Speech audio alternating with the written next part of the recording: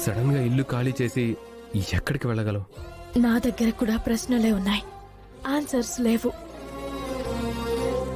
నువ్వన్నట్టు blank అయిపోయాను. ఎటు వెళ్లాలో రూట్ కనిపించడం లేదు. అయినా నాకు జాబ్ పోలేదు కదా, ఏదో ఒక విధంగా సెట్ చేసుకుంటానులే. అవని, నువ్వేం అనుకోకపోతే నాదొక చిన్న సజెషన్. ఏంటి? మా ఇంటికి రా.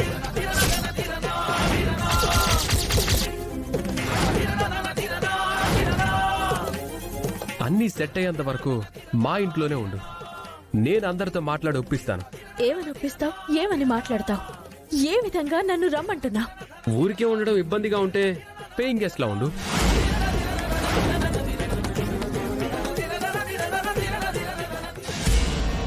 నువ్వు పేయింగ్ గెస్ట్ లా ఉండటం వల్ల మా వాళ్ళు కూడా నో అనరు, బర్డెన్ ఫీల్ కారు. ఏమంటావు? నాకైతే ఏ అభ్యంతరం లేదు. నాకుంది.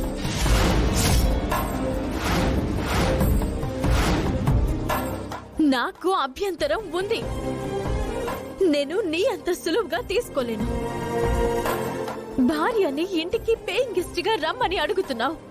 మనసు ఎలా వస్తుంది నీకు? అది కాదవని. మాట్లాడకు. కోపంలో ఏమనేస్తానో కూడా నాకు తెలీదు. భార్యను భార్యలా ఇంటికి తీసుకుని వెళ్ళలేకపోతున్నా. ఎలాంటి బతుకు బతుకుతున్నావో ఆలోచించుకో. భార్యని పేయింగ్ గెస్ట్ గా ఇంటికి పిలవడం నా దృష్టిలో ఎలా ఉందో తెలుసా? లాడ్జికి పిలుస్తున్నట్టుంది. అవని, అలాగే ఉంది.